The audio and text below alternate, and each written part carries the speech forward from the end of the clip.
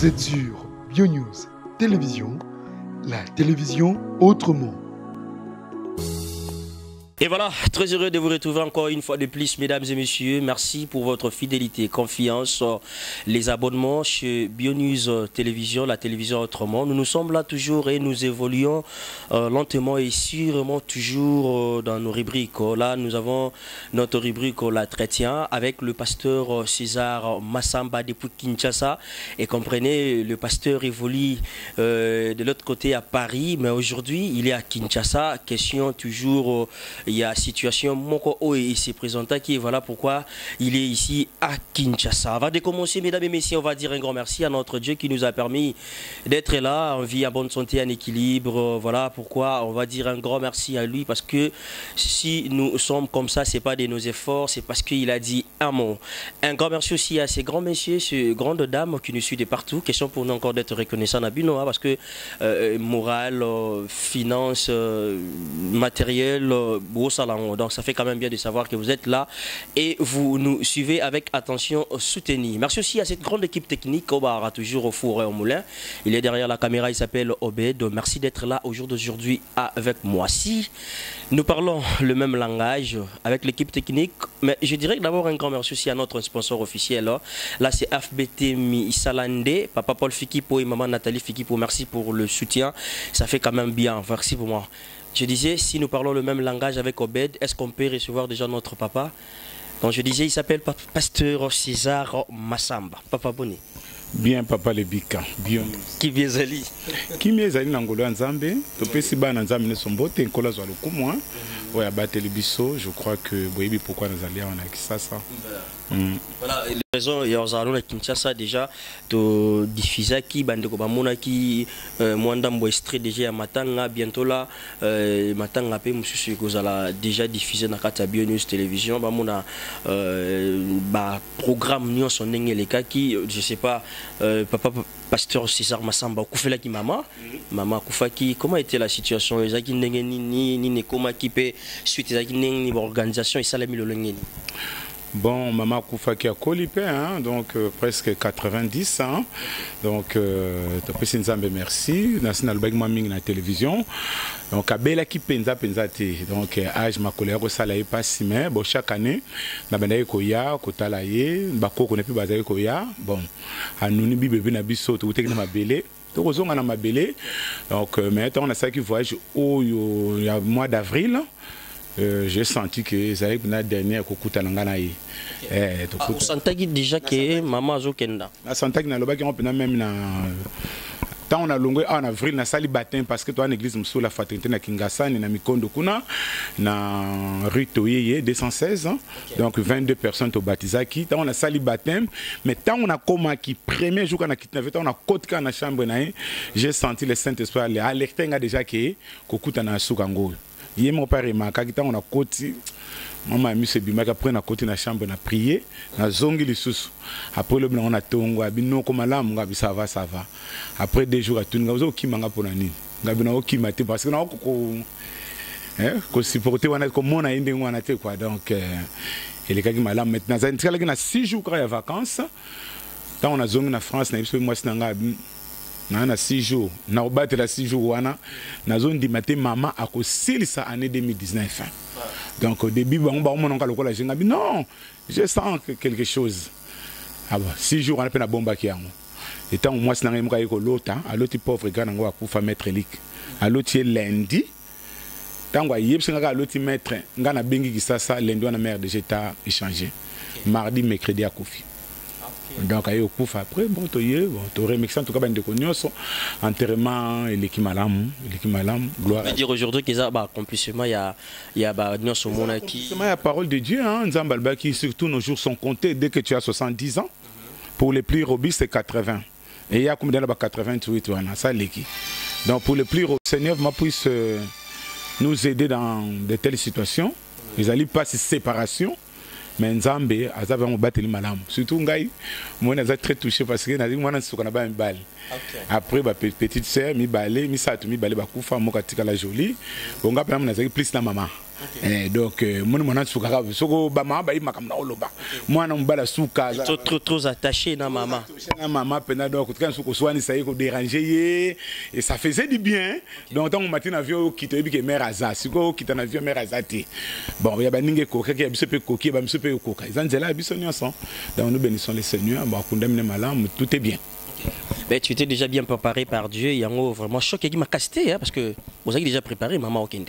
Ouais, choc avec ma cassité.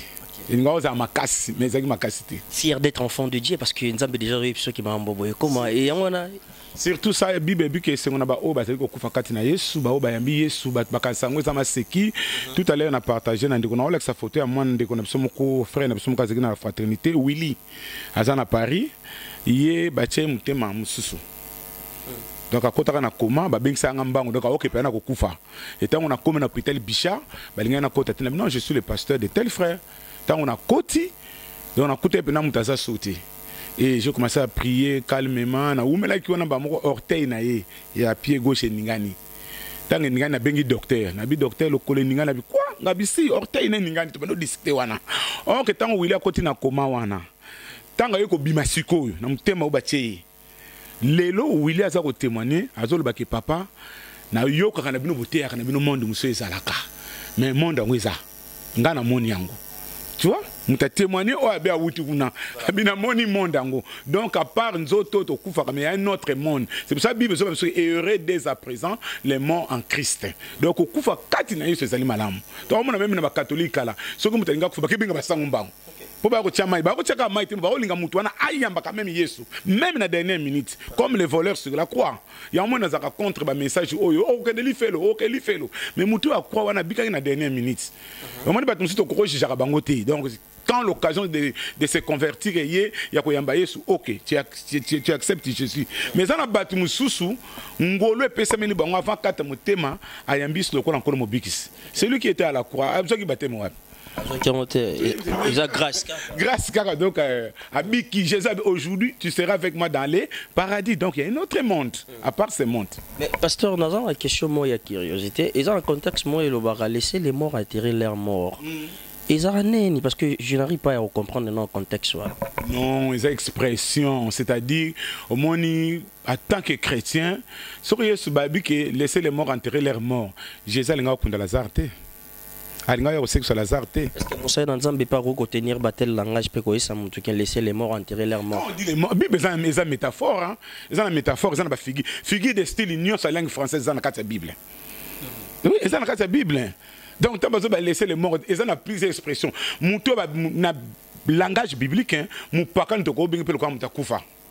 Celui qui ne connaît pas Christ, ça comme takufa. Yom Christ ko landa ba paka noté. Laissez les morts enterrer leurs morts. Faut te rappeler dans contexte ni Jésus le bela kango. Alors ba on a bi bembe o garçon mutaku bongo na motema. Alors bi yamba liboso ngai. Après on côté ya batwana. C'est-à-dire au moni on peut exemple moko. Bible na teki na émission jusqu'à la fin avec Jésus-Christ pendant 3 ou 4 mois sur la mort.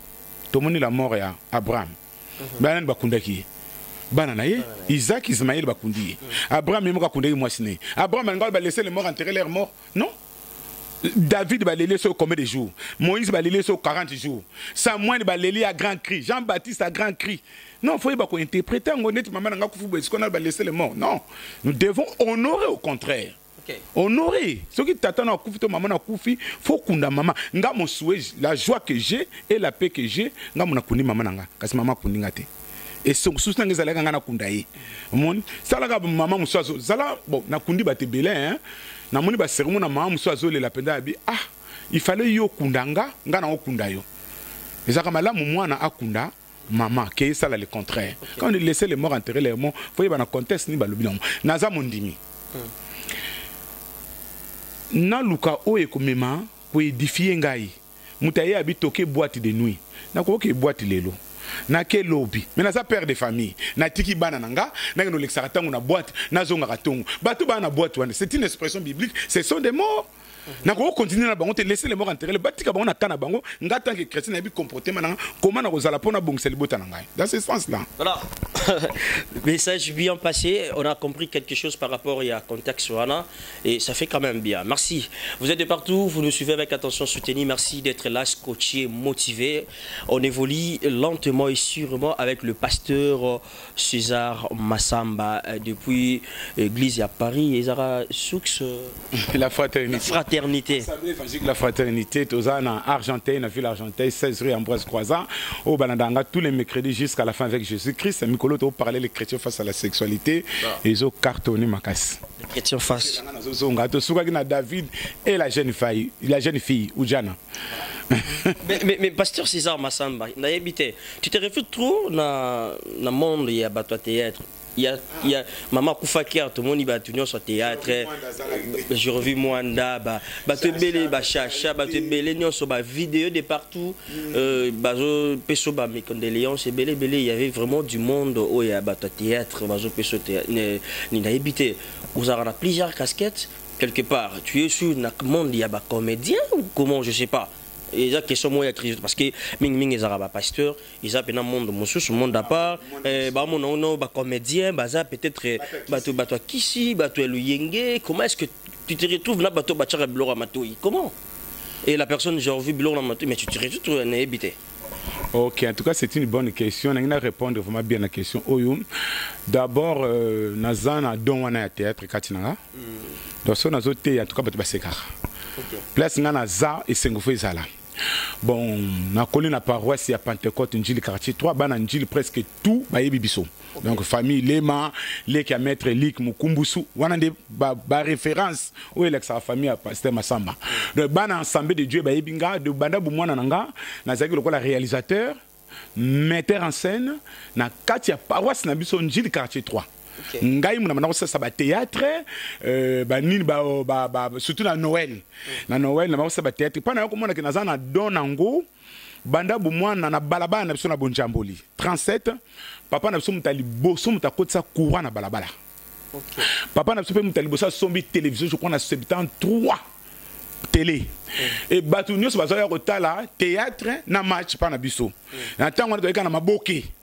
Donc tant maman Bomengo peta ba bandi donc maman Bomengo ma sevani se seva waza na Canada yana ye ba papa mandala la papa mingi ba papa mandala la te so moni biloko na obimiso papa même ba papa sa théâtre le ba papa mandala la te maman monoko bazako ya pa ya sœur na ngai ya Henriette maman monoko bazako ya et na lingaki théâtre mingi bon ngana grand na maître likia zaki muta masasi ngasko na hôtel na donc bana to koli na ben wana to mesani loko wana et loko ne côté 4 nanga maintenant révéler loko mona kena ko luka papa titenge sana na ratelescope batu bayebi yango te na keti na komena na ratelescope na disima mama yemo na moni ba mama mengo siko o mona bango bo komite me émotionné mama mabela lo bananga ozo tala biso bo mona biso te siko lo na lo balikambu na yeli na kokaki te na zongi na ngai et que dès qu'on peut ngwana mais banda bu mwana na rola sa théâtre et ça que loko na lingaka mingi ti valeur ya théâtre na biso comme vraiment bien soko bimi mboka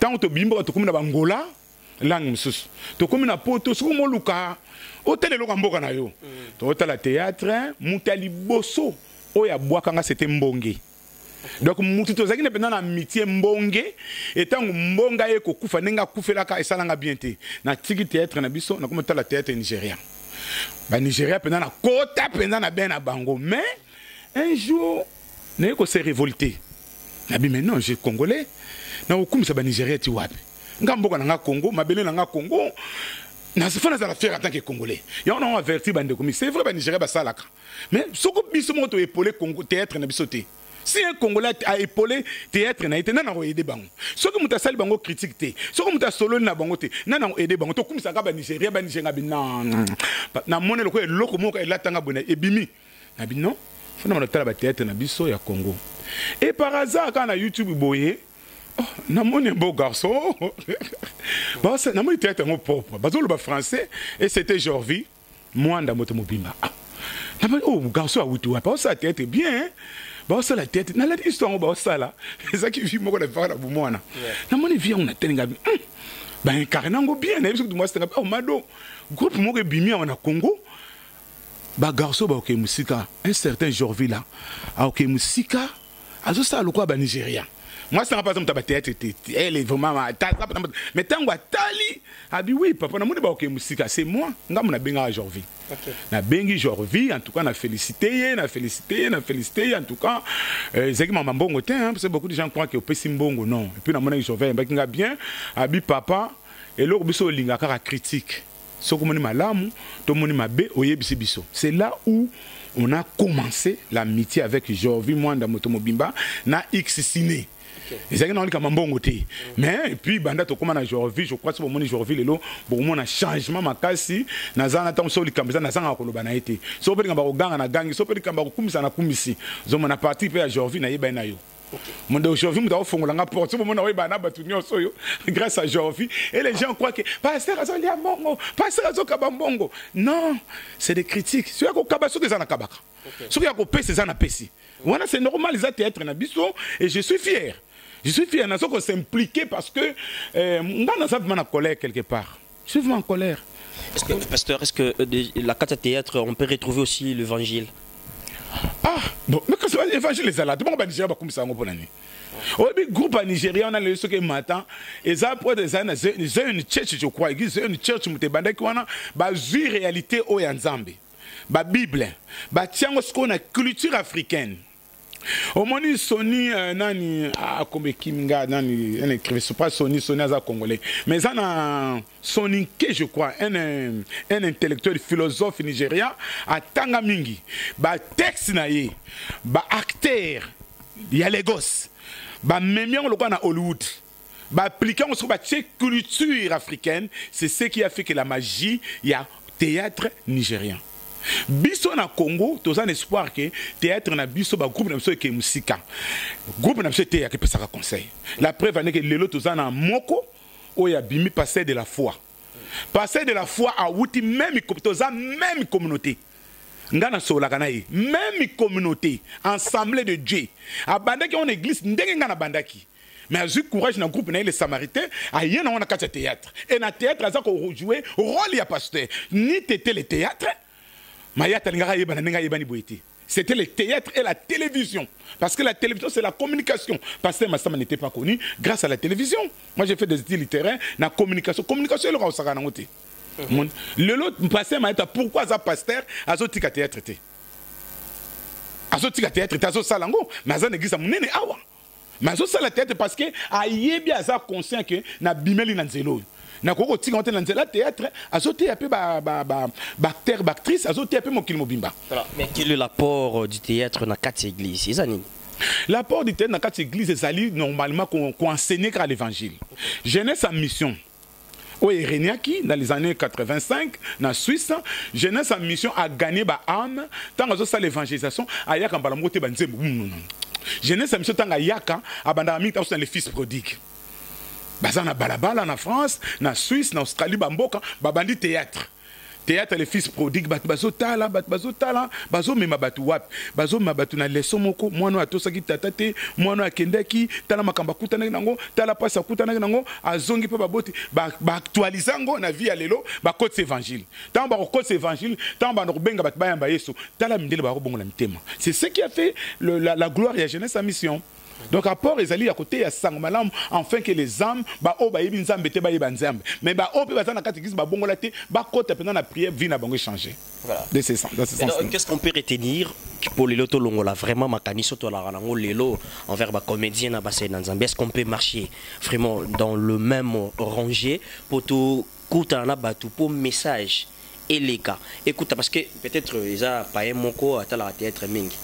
Mais à travers théâtre ce qui va passer message mon koisa na kati ya Bible par rapport à l'histoire et comme la bango est-ce que pasteur pas comment histoire a participer Jorvi a participer ndekonani a participer ndokosongolo pakala a participer eleki ils a lango possible ils a lango lisu moté ils a possible ngako na ba projet belé na Jorvi oh na za na ba projet belé liwa leki nanga la nanga sala akufa na za na projet munene na okomanga moko malemba lembe na kopesa ngo X ciné kolaksa kindoki ndenge zali kolaksa ndenge ni black na sofa kufa qu'est-ce qu'on a vu Et ça, il y a un rapport qui c'est belé de couper sa bactérie et puis tout ça, bactérie. Ce que je trouve un peu bizarre, parce que pourquoi pas les choix?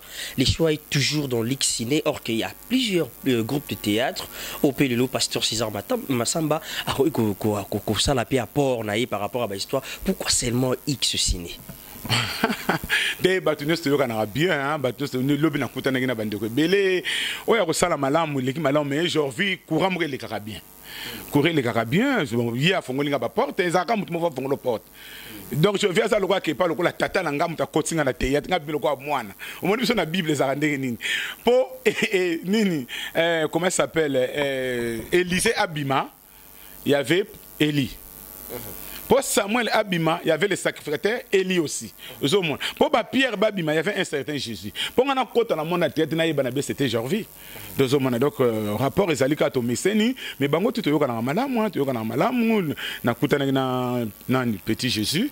Ouais, bakata to kutanaki na surtout les passeralité ya kanda. Oya banako pesanga na kanda liboso, attends que passer ma blonde nous c'est banako pesanga kanda, mais en baba ko juger mutu na musika te. En tout cas ne bembe ya papa na kendeki kuna na moni ndenga sali et franchement na félicité yé na bien avant héritier il s'appelle héritier non na bien héritier pasteur Yakanda na bien en tout cas chapeau tu es un vrai comédien na pesi mbote kabi au pesa nga kanda passer na passer na mona nito bébé saka makamana biso musu mais aujourd'hui je vois vraiment que tu es comédien na félicité donc même batu nyonso ya ko ya na ko sepela na ye ba mambo mengo ba mana so ba kala on est ba génération na biso masasi le to côté na génération ba jeune ba côté lelo et to na malamu na bango to na malamu na bango so na sala nzonzing kata bengi chauffeur alukelinga batu na bisulanga ada ilunga zulanga fendi zulanga nani comment il s'appelle faché zulanga oyo zulanga muscador kutasani dia na poto est-ce que j'ai envie na bato na so courant pe les kaka oh courir les gars nango bien place sur makambeza nga ratin et bon biso so na raté biso ba passer peut so na biso ya na réunion so ba passer to soit na ngapenda na réunion so ba passer so ko pe simbité mais to yoka na biso to inanité o balinga ngapete na kufeli bayete ba pese pe cotisation. Ah oui, place batu bazako moi ça mobile que je t'aime ya la folie na peso li solomo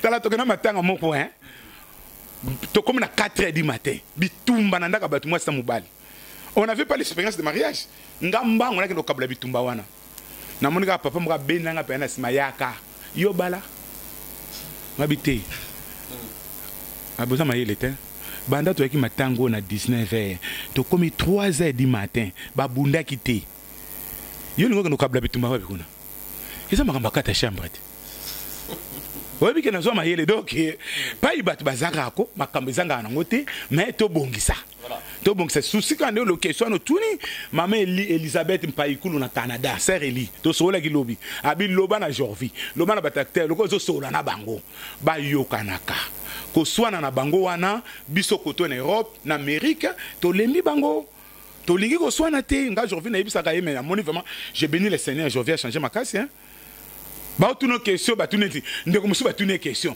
azo ba adanani on azala wapi na gangela ki ndeko wana na gangela ki je reviens à cette témoin na biso ba tout nyo mutubi ada azamu ninga nanga biso ba passer ba sala biso ba trap passer Masamo ebi passer Marcelo oh mais passer même mutu nanga atana sana ba point na linga ka été mais mutu nanga toza na kati ya royaume yaza kote ya pe ngapa na zo kote ya toza ko se compléter ne tu osa journée c'est pour se compléter arrête. Voilà.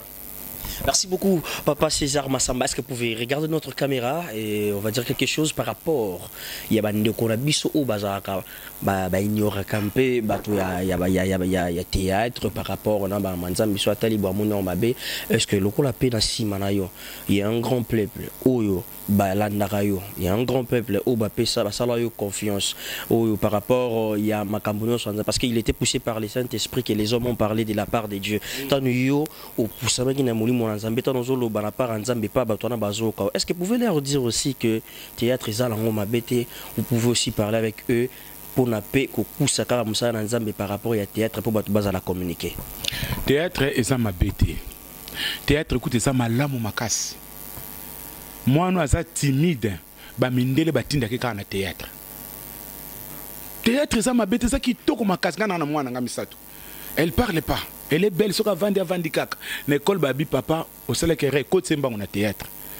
akoloba théâtre fongolaka bato théâtre bongisaka bato théâtre comme mona ba niveau moko tana de bactère na biso ba yebani et comme mona ba niveau moko bien et ça m'a bêté bato ba lingaka théâtre et loko bato bazako baye moni génération lelo bêtise eleki trop ya moni bata poto bazo baye zo mato tala ba mindele olandi ba mindele tata na mama ba vandi ba vocabulaire muso zo bimane ko bimate zo mona malam batiaka moins de 18 ans moins de 10 ans ba para ba yebi déjà que zo mona mais ba mo muso bimaka na bana na biso ya moni pa bato ba bata théâtre mais théâtre ça vraiment très bien na concert batou côté la théâtre c'est comme un pasteur à au critiquer théâtre à au la foot.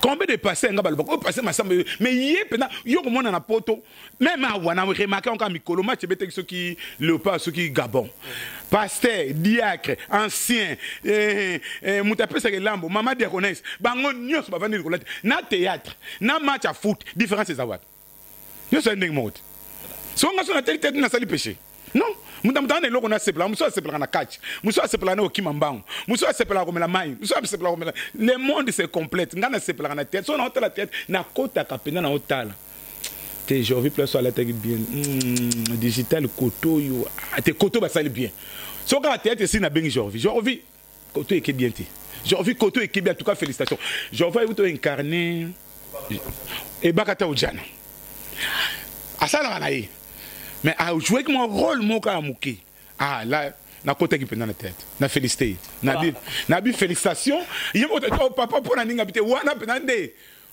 au côté 10 donc mona biso to théaka eh mon toi ba passer mona batio pendant au hôtel de maté au façon la sous théologie au faluka sous Saint-Esprit. Et tout est arrêté. Merci beaucoup, Papa Pasteur César Massamba. Nous sommes presque à la fin de notre entretien d'aujourd'hui. Qu'est-ce qu'on peut retenir par rapport à nuance autre surtout que ça synthèse mouké na bandeko batali biso parce que nous sommes vraiment à la fin il y a entretien na biso il y a juste tout ça la paix tout repas papa na biso to lela qui n'a papa parce que bon on va essayer biso de laisser les morts enterrer leurs morts bon, tellement qu'il y a pas bon mais ça il y a un mais heureusement que lui dans eu vraiment précision sur Maramwango. Et voilà, papa César, qu'est-ce qu'on peut retenir dans merci, papa Lebi. Que l'autre qu'on retenu, tout l'ingamboka na biso. Tous à la fière en tant que Congolais. On a pendant que Congolais nyonso. Tous à la j'étais en Angola, en 88, na travaillé na Luanda, na moni Bangolais ne balinganaka.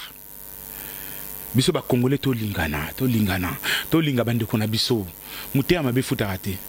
Tolinga bactère na biso tolinga boba beta match tolinga mboka na biso franchement tolinga pena munga bactère na biso na linga bango na za muta théâtre na muta ba domaine na linga bango na linga bactère na biso je les défends na linga bango donc tolinga donc na mukusaka tolinga na aimez-nous les uns les autres bino mo beta théâtre biso aimez-nous vivants tolinga na tant toi na bomoi to sala malamu to sala bomoko. Donc, quand on a colat, moi ne bando silent, on a le maman confia. Tu sais, moi j'étais fier que ce babenga tata, ma mère m'appelle Moana. Tu vois, dans notre c'est comme maman ça sous tata ça sous comme papa. Donc, nga penel on a 5 ans linga mboko na biso toza la fier en tant que Congolais. Yo mona ngana qui para foot té, même que l'opéra a gagné qui malien. Na musala bandimanga té, mundele penda bilanga. Oh, toi tu parles du foot. Bon, yo César zo parler foot. Nga biso na mboka so baka kiaku kiangani. Ya yo. Donc c'est le Congo donc naza Congolais na kolinga Congo, na kotika Congo té. Donc to linga na tanke ba Congolais to linga bactère na biso to monika mabe osungi, bango pe bactère, bango na bango ba linga naka. Comme vous les journalistes. Merci beaucoup papa César Massamba. Bah parce que tu peux avoir un dédicace ça il dérange rien. Dédicace ça na Bible. Oh, bien na Bible té. Dédicace mabanga Romains 16. Apôtre Paul a boaka pendant ko boaka. Oh.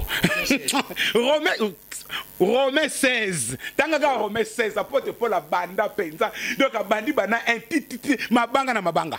Pesa nani ombote na ndako nzambe na bango ezala. Pesa nani mbota yambaki biso bia pesa biso. Pesa nani asokola biso makolo. Pesa ezana bible. Esa makamba kalati. Bon dédicace ezanga te. Vraiment, il y a beaucoup de précisions, on aurait même te ignorer. Lelo. Non, mais c'est ça. Apôtre Paul na un Corinthien, ça allait à Bandukutu. Bandukono sa Corinthien mbote, ngana Timothée tozali awa. Atangi komba Timothée. Ngana Sostène toza awa to pesi bino mbote. Nani fobe diaconesse ayambaki biso malamu na ndako na ye. Eza na kati ya Bible. Oya mabende zalaka, bo sala théâtre zo boka batu ba pesa ko mbongo wana de mabe. Ba pesa ko ba 10 euros, 10 euros, 20 euros, 20 euros. Ngata ba boka ngana sepela nga. Y a pas de problème. Ngapa na boka sukoti. Na boka. Pas ta boire.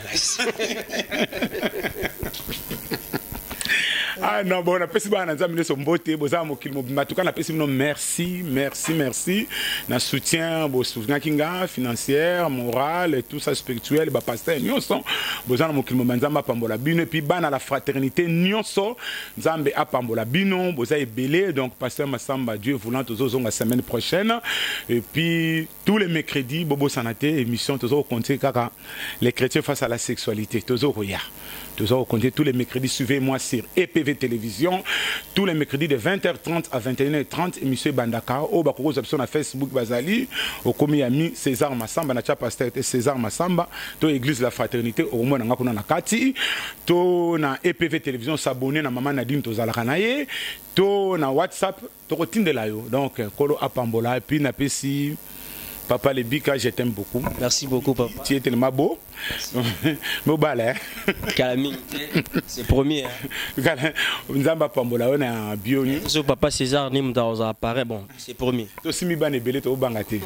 Bio news, c'est Kendeli Bosso, Nzamba Batela, et puis Jorvi Mwanda, X Ciné, Nzamba Batela, Bamba Kendeli Bosso, concernant au peu, ça soit mon barima, que bo benga bango, bo solana bango, bo fingarate, bazabande konabiso, to lingana, kolo apambola bino. Merci. Kolo apambola bino, mesdames et messieurs, ça n'est fini pour aujourd'hui. Vaut mieux la fin d'une chose qui est son commencement.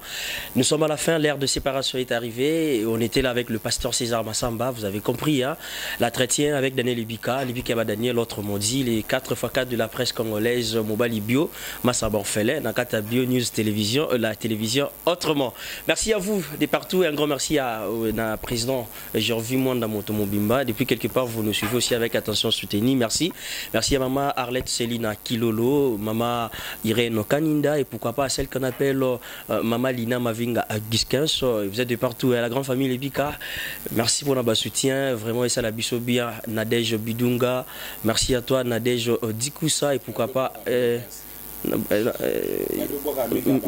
Maman, tu n'as pas vu la clé cordial et silencieux d'or.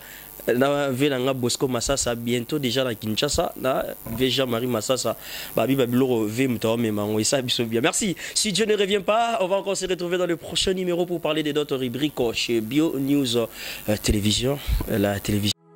Vous êtes sur Bio